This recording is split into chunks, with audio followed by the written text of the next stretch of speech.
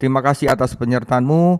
Tidak lupa kami minta bimbingan-Mu pada hari ini, agar mulut hati hamba dapat Engkau kendalikan, dan hati dari jemaat-jemaat di sini dapat Engkau buka, sehingga firman hari ini Engkau sampaikan bisa sangat berarti bagi kami. Terima kasih Tuhan Yesus, dalam nama-Mu kami berdoa. Amin. Saudara, hari ini mohon perhatikan dengan baik, karena mungkin hari ini bisa berharga untuk kehidupan saudara-saudara. Oke. Nah, saudara, judulnya adalah Anda Tidak Perlu Tersandung. Ya. Saya mulai dengan suatu cerita kecil. Saya pernah membaca bahwa tembok besar Tiongkok, tembok besar Cina, itu bisa ditembus setidaknya 3 kali oleh musuh. Ya, saudara. Tetapi bukannya karena tembok Cina itu lemah, saudara, tetapi karena penjaganya itu bisa disuap.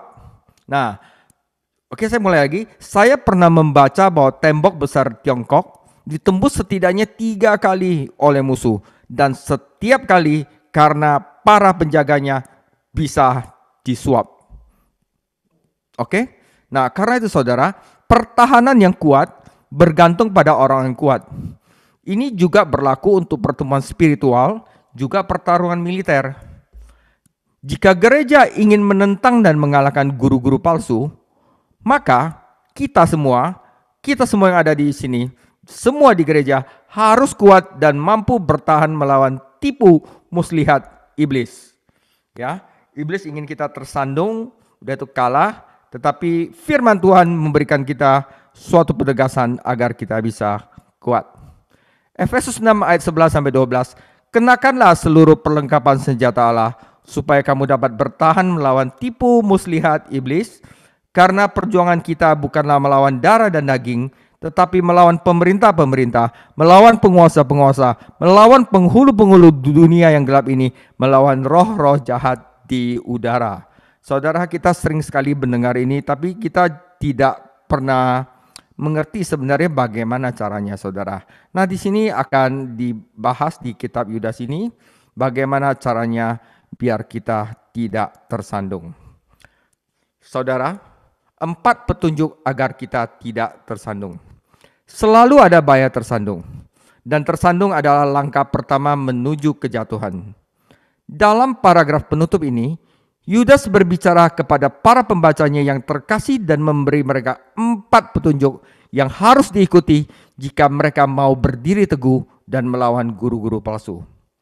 Saudara, petunjuk pertama adalah ingatlah akan firman Tuhan. Ayat 17 sampai 19. Yang kedua adalah bangun kehidupan iman Anda. 20 sampai 21. Yang tiga, latih kebijaksanaan spiritual. 22 sampai 23. Dan keempat, Anda harus berkomitmen kepada Yesus Kristus. Oke? Sebelumnya mari kita baca firman Tuhan terlebih dahulu. Ya. Saudara, pertama ingatlah akan firman Tuhan, ya. Yudas 1 ayat 17 sampai 25. Tetapi kamu saudara-saudaraku yang terkasih, ingatlah akan apa yang dahulu telah dikatakan kepada kamu oleh rasul-rasul Tuhan kita, Yesus Kristus. Ya, itu artinya Alkitab. Sebab mereka telah mengatakan kepada kamu, menjelang akhir zaman akan tampil pengejek-pengejek yang akan hidup menuruti hawa nafsu kefasikan mereka. Ya, mereka adalah pemecah belah yang dikuasai hanya oleh keinginan-keinginan dunia ini yang hidup tanpa Roh Kudus. Akan tetapi kamu saudara-saudaraku yang terkasih, petunjuk kedua ya saudara, bangunlah dirimu sendiri di atas dasar imanmu yang paling suci dan berdoalah dalam Roh Kudus. Peliharalah dirimu sedemikian dalam kasih Allah sambil menantikan rahmat Tuhan kita, Yesus Kristus, untuk hidup yang kekal. Saudara, ini latih kebijaksanaan spiritual. Tunjukkanlah belas kasihan kepada mereka yang ragu-ragu. Selamatkanlah mereka dengan jalan merampas mereka dari api. Tetapi tunjukkanlah belas kasihan yang disertai ketakutan kepada orang-orang lain juga, dan bencilah pakaian mereka yang dicemarkan oleh keinginan-keinginan dosa. Bagi Dia yang berkuasa menjaga supaya kamu jangan tersandung, dan yang membawa kamu dengan tak bernoda dan penuh kegembiraan di hadapan kemuliaannya.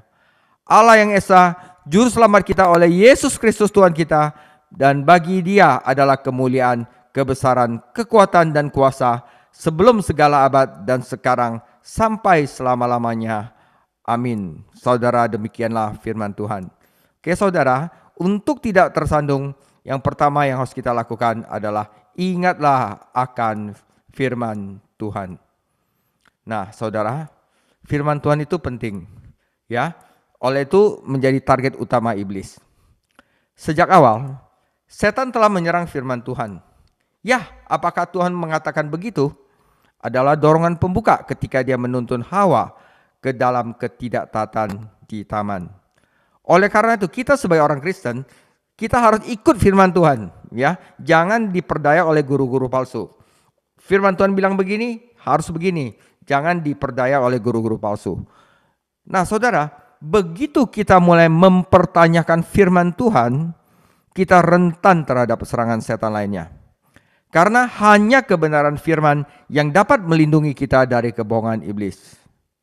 Mengenai hukum dan kesaksian, jika mereka tidak berbicara sesuai dengan perkataan ini, itu karena tidak ada terang di dalamnya.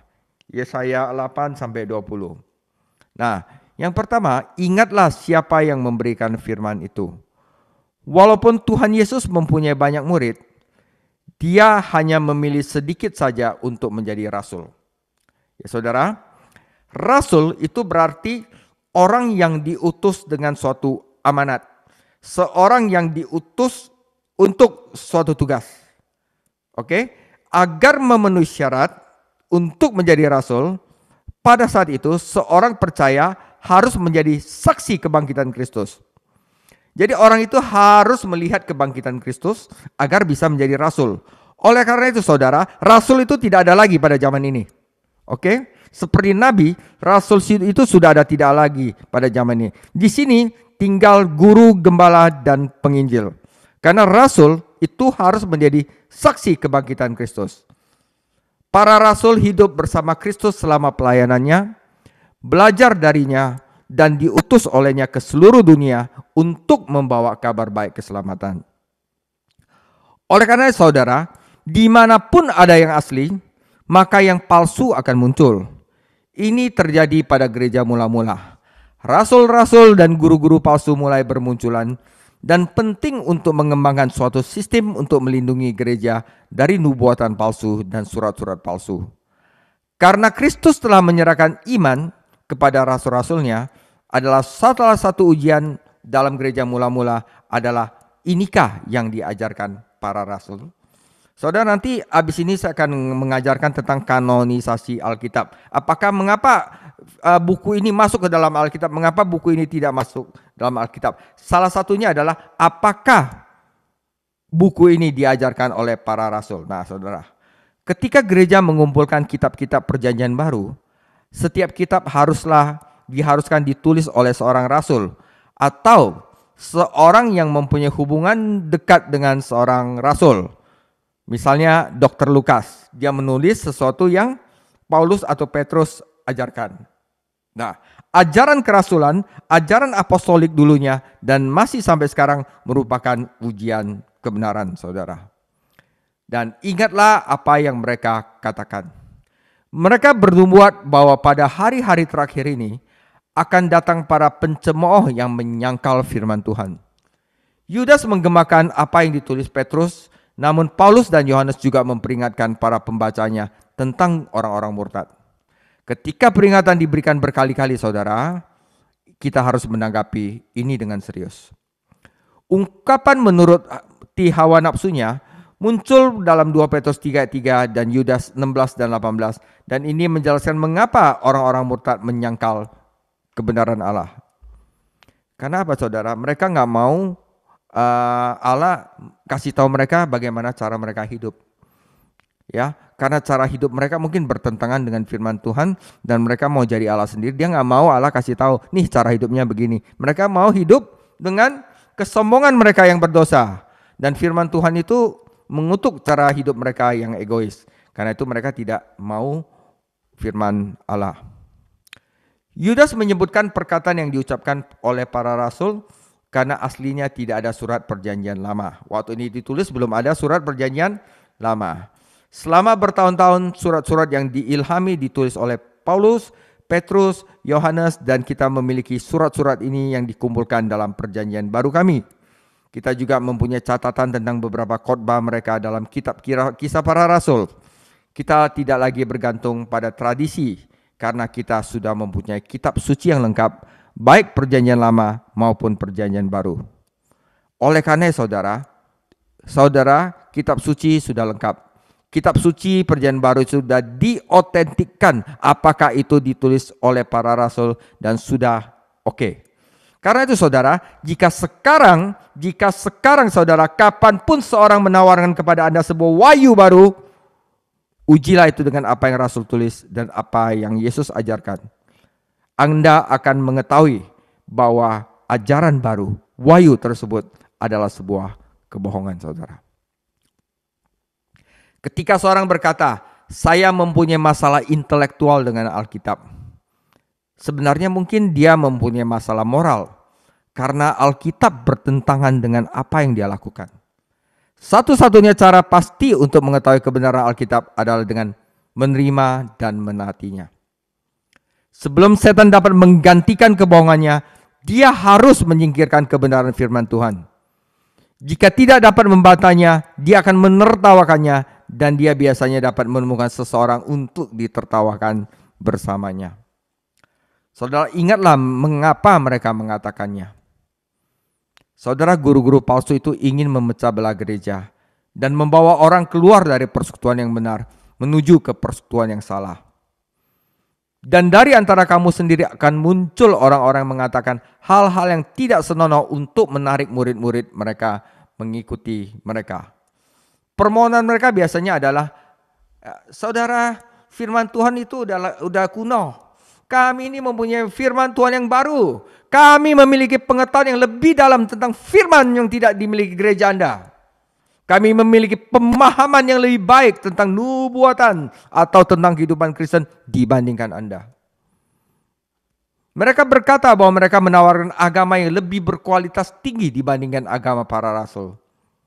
Saudara, guru-guru palsu tidak hanya memecah belah gereja, tetapi mereka juga menipu gereja karena mereka tidak mempunyai Roh Kudus.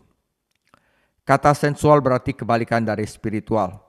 Inilah cara Paulus menggunakan dalam 1 Korintus 2, 14-16 yang diterjemahkan alami, natural saudara. Kata Yunani adalah psikikos yang berarti jiwa saudara. Hanya masuk ke jiwa saja saudara. Ya, perasaan doang, perasaan kamu aja. Jadi kadang-kadang kita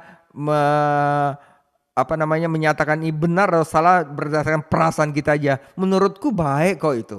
Nah, tapi belum tentu benar. Bagaimana kita tahu yang benar? Apa yang firman Tuhan tuliskan, bukan dengan perasaan Anda. Menurut saya baik kok. Nah, itu udah bahaya saudara. Ya, itu sensual, natural. Karena guru-guru palsu tidak memiliki Roh Kudus, Roh Allah, mereka harus berfungsi berdasarkan kekuatan jiwa atau perasaan alami mereka sendiri, saudara. Ya, salah satu tragedi dalam pelayanan saat ini adalah bahwa sebagian umat Allah tidak dapat membedakan antara itu perasaan lu aja atau pelayanan roh yang sejati. Ada begitu banyak kecakapan memainkan pertunjukan keagamaan dewasa, saudara, sehingga orang-orang kudus menjadi bingung dan tertipu. Sama seperti ada api palsu di dalam kemah suci, api asing dalam kemah suci. Demikian pula saat ini ada api palsu di dalam gereja. Oleh karena itu, kita harus dapat menerapkan kebijaksanaan yang cermat. Bagaimana kita dapat membedakan antara yang bersifat jiwa atau yang bersifat rohani? Saudara, dengan menggunakan firman Tuhan yang mampu memisahkan jiwa dan roh. Satu-satunya yang bisa menembus ke dalam roh manusia adalah firman Tuhan. Dan dengan memerhatikan kesaksian roh Tuhan yang ada di dalam diri kita. Saudara, Ibrani 4-12. Sebab firman Allah hidup dan kuat dan lebih tajam dari pedang bermata dua manapun. Yang menusuk seamat dalam sampai dapat memisahkan jiwa dan roh. sendi-sendi dan sum-sum. Ia sanggup membedakan pertimbangan dan pikiran hati kita. Saudara, pelayanan yang bersifat jiwa, yang perasaan, itu mengagungkan manusia. Tetapi Roh Kudus memuliakan Yesus Kristus. Ketika roh melayani melalui firman, akan terjadi pertumbuhan. Tetapi ketika jiwa sekedar membuat suatu pelayanan, maka yang ada adalah entertainment, saudara. Hiburan, atau paling-paling hanya informasi saja. Oke, itu adalah, ingatlah akan firman Tuhan. Anda harus membandingkan mana yang benar atau salah, dan itu akan membuat Anda tidak akan tersandung. Yang kedua adalah bangun kehidupan iman Anda. Kehidupan Kristen tidak boleh berhenti. Jika ya, Anda akan mundur. Sebuah rumah yang dibiarkan sendiri, dia lama-lama akan runtuh. Orang-orang murtad sedang berusaha untuk menghancurkan. Namun setiap orang Kristen harus terlibat dalam pembangunan, pertumbuhan. Pertama, kehidupan rohaninya sendiri, dan kemudian jemaat lokalnya. Landasan kehidupan Kristen kita adalah iman kita yang suci, yang sama dengan iman yang telah disampaikan kepada orang-orang kudus. Tentu saja ada perasaan bahwa iman kita kepada Yesus Kristus adalah dasar bagi pertumbuhan kita. Namun, iman itu pun bergantung pada apa yang telah Allah ungkapkan kepada kita di dalam firman-Nya. Iman subjektif bergantung pada wahyu kebenaran yang objektif, yaitu firman Tuhan. Jadi bagaimana kita bangun kehidupan iman kita, yaitu dengan mempelajari firman Tuhan.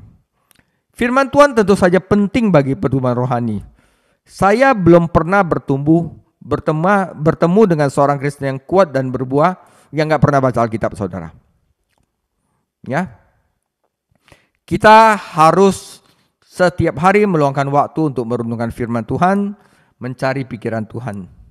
Kita juga harus mempelajari firman secara rutin, disiplin, agar kita dapat memahami apa yang telah diajarkannya. Lewat pendalaman Alkitab ini, ya, secara rutin, disiplin, ya, kita bisa lebih memahami apa yang diajarkan firman Tuhan. Pengkhotbah Cina yang berbakat, Watchman Nee, biasa membaca Perjanjian Baru sebulan sekali. Hal ini menjadi jelas ketika Anda membaca buku-bukunya. Karena Anda terkesan dengan wawasannya yang luar biasa mengenai firman Tuhan itu. Ya, Perjanjian Baru itu dia dalam sebulan dia habisin, saudara. Dan sebulan sekali dia habisin sekali. Ya, pada para anggota di gereja di Tiongkok sering berkata, jika tidak ada Alkitab, tidak ada sarapan. Kuasa untuk membangun kehidupan Kristen berasal dari doa juga, yaitu berdoa di dalam Roh Kudus. Jadi untuk membangun kehidupan iman Anda, selain membaca firman, yang kedua yang diperlukan adalah berdoa. Firman Tuhan dan doa itu berjalan bersama dalam pertumbuhan rohani. Ya, saudara, jika yang kita lakukan hanyalah membaca dan mempelajari Alkitab, kita akan mempunyai banyak terang tetapi tidak banyak kuasa. Namun jika kita berkonsentrasi pada doa saja dan tidak belajar Alkitab, mungkin kita akan salah karena ada semangat tanpa pengetahuan.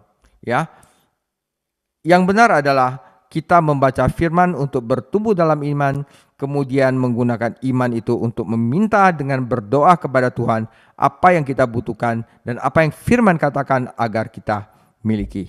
Oleh karena itu, firman dan doa harus berjalan beriringan.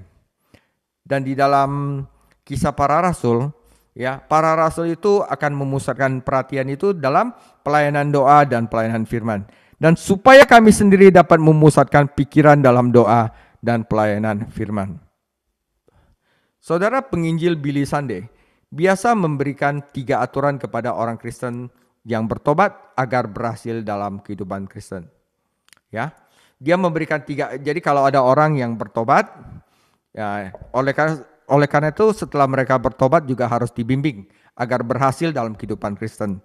Nah, penginjil Billy Sunday memberikan 3 aturan kepada orang yang telah bertobat. Pertama, dia katakan gini, setiap hari mereka membaca Alkitab dan membiarkan Tuhan berbicara kepada mereka. Mereka harus berdoa, dengan kata lain mereka harus berbicara kepada Tuhan. Yang ketiga, mereka harus bersaksi dan berbicara kepada orang lain tentang Tuhan. Jadi saudara, untuk berhasil dalam kehidupan Kristen, 3 hal. baca Alkitab, berdoa, bersaksi kepada orang lain. Apa artinya berdoa dalam Roh Kudus? Ya saudara, perhatikan perbedaan dengan Yudas 19 yang berkata bahwa guru-guru palsu tidak mempunyai roh. Artinya berdoa dalam Roh Kudus adalah berdoa menurut pimpinan Roh Kudus. Biasanya kalau misalnya kita manusia berdoa, biasakan kita meminta yang belum tentu dalam kehendak Tuhan. Ya, kita minta mobil atau kita minta uang yang banyak, apa segala macam ya. Tetapi ya, berdoa dalam Roh Kudus adalah berdoa untuk terlaksananya kehendak Allah di bumi. Ya, jadi ada pepatah yang mengatakan doa bukanlah untuk terlaksananya kehendak manusia di sorga. Doa adalah terlaksananya kehendak Allah di bumi. Dan siapa yang tahu dengan kehendak Allah di bumi adalah Roh Kudus. Nah, hal ini sesuai dengan 1 Yohanes 5 ayat 14 sampai 15. Sebagai orang Kristen, kita mungkin berdoa sendirian. Namun kita tidak pernah berdoa sendirian. Roh Allah menyertai kita ketika kita berdoa. Karena Dia mengetahui pikiran Allah dan dapat mengarahkan kita. Dia juga dapat memberikan kita hikmat dan pengetahuan dari firman. Dia juga dapat membantu kita mendekati Bapa melalui akses yang kita miliki di dalam Yesus Kristus. Kita menyembah Allah di dalam roh, dan roh memotivasi kita untuk berdoa karena Dia adalah roh kasih karunia dan roh permohonan. Ketika orang percaya berserah kepada Roh Kudus, maka Roh Kudus akan membantunya dalam kehidupan doanya dan Allah akan menjawab doanya. Proses pertumbuhan dalam kehidupan Kristen ini melibatkan saudara, firman Tuhan, Roh Tuhan, dan doa. Nah, saudara, namun hal-hal tersebut betapapun berharganya, baca Alkitab, doa tiap hari, bersaksi bisa bahaya jika itu menjadi rutinitas saudara. Ya, maka Yudas menambahkan satu faktor lagi, yaitu tinggal di dalam kasih Allah. Istilahnya apa? Kita melakukannya bukan karena kewajiban rutinitas, tetapi kita melakukannya karena kasih Allah ada di dalam kita. Dia tidak menulis jagalah keselamatanmu karena Ia telah meyakinkan mereka bahwa mereka dipelihara di dalam Yesus Kristus. Tapi Dia tulis jagalah dirimu dalam kasih Tuhan. Jagalah dirimu agar kamu selalu di dalam kasih akan Tuhan. Tuhan kita membuat pernyataan serupa yang diceritakan dalam Yohanes 15 ayat 9. Teruslah kamu di dalam kasihku. Jadi saudara, oleh karena itu saudara, mengasihi Tuhan berarti lebih dari sekedar menikmati perasaan khusus. Tetapi ketika kita bertumbuh dalam kasih karunia, kita mengalami persekutuan yang lebih dalam dengan Bapa, dan kita mempunyai saat-saat ketika Dia terlihat sangat dekat. Namun dibutuhkan lebih dari sekedar perasaan gembira atas kehidupan Kristen yang sukses. Harus ada ketaatan dan kepedulian bersama. Ya, 1 Yohanes 2:5, tetapi barang siapa menuruti firman-Nya, di dalam orang itu sungguh sempurna kasih Allah. Dengan itulah kita ketahui bahwa kita ada di dalam Dia, saudara. Jadi bagaimana kita tahu kita mengasihi Allah? Yaitu dengan kita menuruti firman-firman-Nya. Yohanes 15:10, jikalau kamu menuruti firman-Ku, kamu akan tinggal di dalam kasih-Ku, seperti Aku menuruti perintah Bapa dan tinggal di dalam kasih-Nya. Jadi saudara, bagaimana kita mengasihi Allah? Kasih kita kepada Tuhan bertumbuh ketika kita mendengarkan firman-Nya, menaatinya, dan senang, ya bukan terpaksa ya, senang melakukan apapun yang menyenangkan Dia. Begitulah cara kita menjaga diri kita tetap di dalam kasih Tuhan. Kasih Tuhan adalah kasih yang kudus. Itu bukan perasaan sentimen saudara yang dangkal. Kamu yang mengasihi Tuhan, Dia juga akan membenci kejahatan. Mencintai Tuhan berarti mencintai apa yang Dia cintai dan membenci apa yang Dia benci. Kita menyenangkan hatinya dengan melakukan hal-hal yang diperintahkannya. Orang Kristen yang berdedikasi dan yang terpisahlah yang menikmati persekutuan terdalam dengan Bapa dalam keluarga. Saudara, kita membangun kehidupan Kristen di atas landasan iman dan melalui motivasi kasih. Namun kita juga membutuhkan pengharapan, yaitu menantikan rahmat Tuhan kita, Yesus Kristus, untuk hidup yang kekal, dan mata orang percaya harus diarahkan ke surga. Dengan kata lain, kita harus menginginkan Tuhan Yesus datang dan cepat-cepat kita hidup dengan Dia di surga. Apa Anda berani katakan hari ini, Tuhan Yesus hari ini, ya datanglah, saya sudah siap. Nah, Titus 2 ayat 13, dengan menantikan penggenapan pengharapan kita yang penuh bahagia dan pernyataan kemuliaan Allah yang maha besar dan juru selamat kita, Yesus Kristus. Kata yang diterjemahkan memandang itu berarti mengharapkan dengan sungguh-sungguh. Ini menggambarkan sikap hidup yang ditelatar belakangi oleh janji kedatangan Tuhan kita kembali. Guru-guru palsu hanya mencari penghakiman, tetapi umat Tuhan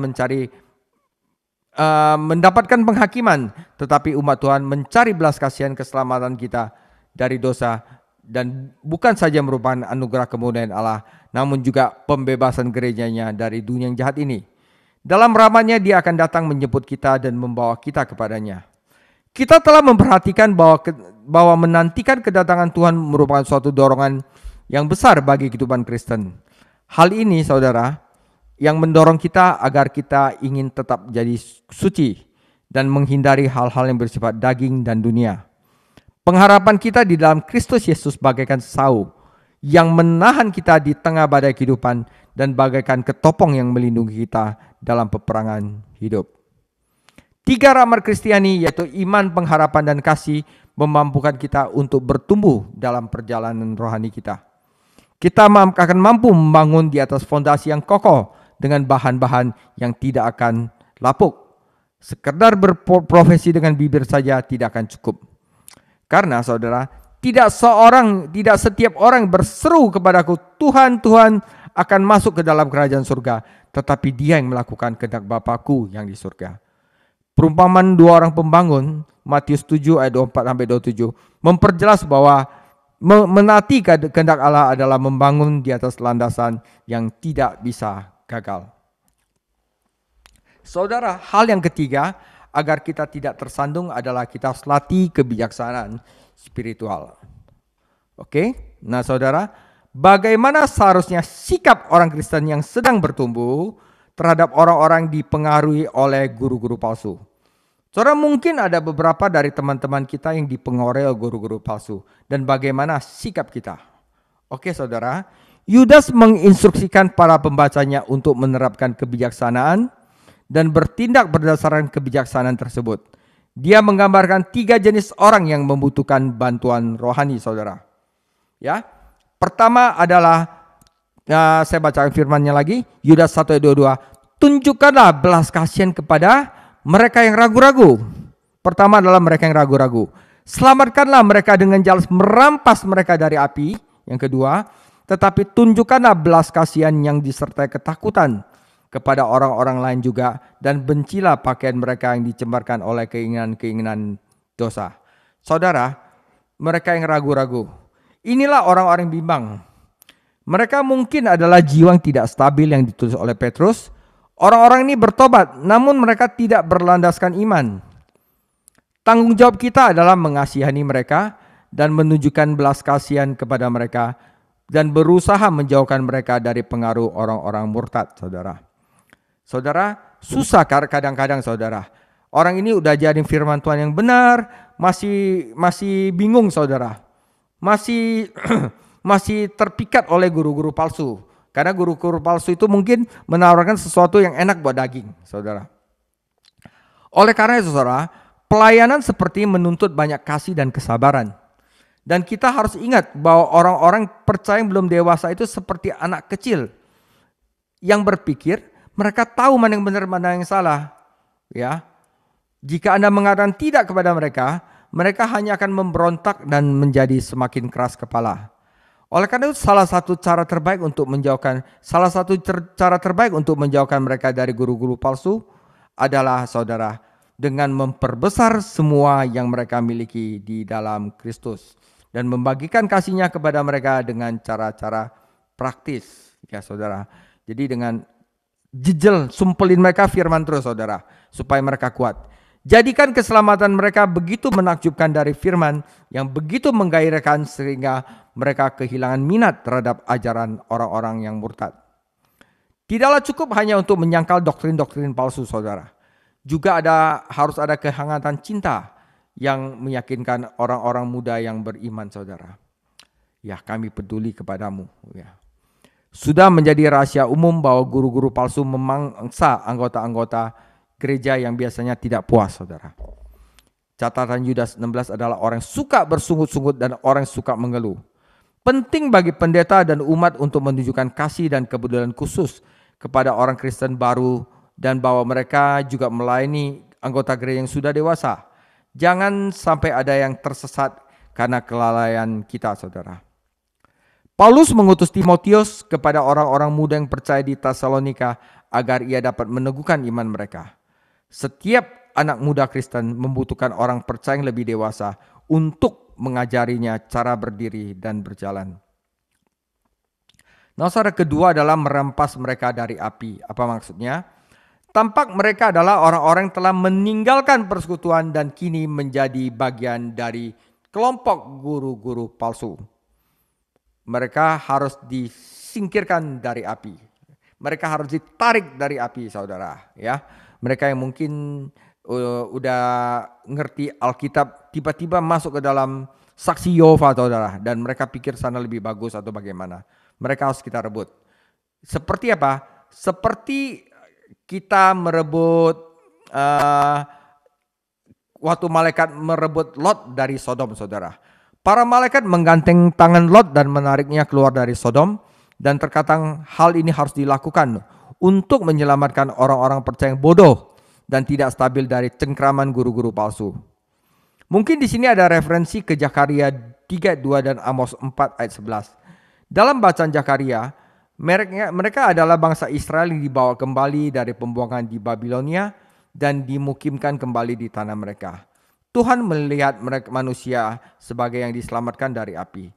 Dalam Amos 4, Allah menegur umat manusia karena tidak mengindahkan peringatan dan penghakimannya. Karena itu kemiskinan, hasil panen buruk, kekeringan, wabah, penyakit, peperangan, dan bahkan penghakiman seperti yang ada di Sodom dan Gomora. Mereka bagaikan sesuatu yang dicabut dari api, namun mereka tidak menghargai kemurahan Tuhan. Saudara, yang ketiga adalah kita harus menyelamatkan mereka, tetapi dengan ketakutan. Saudara, ungkapan dengan rasa takut berarti dengan hati-hati. Kadang-kadang kita dalam upaya membantu mereka yang bersalah, kita juga harus berhati-hati agar diri kita sendiri tidak terjebak. Banyak calon penyelamat yang tenggelam, saudara. Ketika seorang percaya yang tidak stabil telah terperangkap oleh doktrin palsu, kita harus sangat berhati-hati ketika mencoba membantunya, karena setan dapat menggunakan dia untuk menajiskan kita. Setan mencoba menyelamatkannya, kita mungkin sendiri ternoda dan terbakar. Prinsip yang Yudas berikan adalah bahwa orang percaya yang lebih kuat tidak boleh berpikir bahwa mereka sangat kuat dan mereka berada di luar pengaruh setan, saudara. Ya, bahkan ketika melayani Tuhan dan berupaya menyelamatkan salah satu anaknya, kita dapat dikotori oleh orang-orang yang ingin kita bantu. Orang-orang Yahudi perjanjian lama harus sangat berhati-hati untuk menghindari pencemaran nama baik dalam upacara, dan ini termasuk bahkan pakaian mereka. Jika orang yang tahir menyentuh pakaian yang najis, maka ia najis. Kita tentu saja harus mengasihi umat Tuhan, namun kita juga harus membenci dosa. Dimanapun ada dosa, setan mempunyai tempat berpijak dan dapat bekerja. Kekotoran batin menyebar dengan cepat dan diam-diam, dan ini harus ditangani dengan drastis. Jika imam Yahudi mengira ada pakaian yang terjangkit penyakit kusta, maka ia akan membakar pakaian tersebut. Tidak setiap orang Kristen mampu menghadapi guru-guru palsu dan orang-orang yang mereka pengaruhi dan tangkap. Oleh karena itu, saudara, kadang-kadang dibutuhkan pengetahuan yang baik tentang firman Tuhan. Dibutuhkan kesetiaan berjalan bersama Tuhan. Dan dibutuhkan pemahaman tentang tipu muslihat setan, dan tentu saja kita butuhkan kepenuhan Roh Kudus. Hal ini juga menuntut kebijaksanaan rohani. Jauh lebih mudah untuk mengajar orang-orang Kristen baru dan menjauhkan mereka dari guru-guru palsu daripada mengeluarkan mereka dari api. Jadi saudara, orang-orang yang masih baru bertobat itu lebih gampang diajarin daripada orang-orang Kristen lama, tetapi yang ngeyel lari ke guru palsu itu lebih susah diajarin, saudara. Dan itu menuntut kebijaksanaan rohani.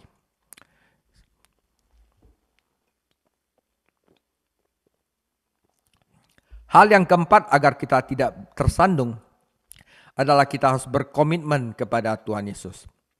Saudara, doa yang terkenal ini mengandung kekayaan kebenaran rohani yang dapat diterima oleh orang percaya. Jika kita ingin membumi secara rohani, berjalan lurus dan tidak tersandung, maka saudara, dengarkan baik-baik, kita harus menyerahkan diri kita sepenuhnya kepada Juru Selamat, Yesus Kristus. Saudara, hanya Dia yang mampu menjaga kita, namun kita harus menjaga diri kita dalam kasih Allah. Dia mampu jika kita mau. Yudas tidak menulis tentang kemungkinan orang percaya berdosa dan tersingkir dari keluarga Allah. Kita telah memperhatikan sebelumnya bahwa ia menjelaskan dalam Yudas 1 bahwa orang-orang percaya sejati itu dipelihara oleh kuasa Tuhan dan tidak dapat binasa. Dia menulis tentang perjalanan sehari-hari orang percaya bersama Tuhan dan bahaya tersesat dan tersandung.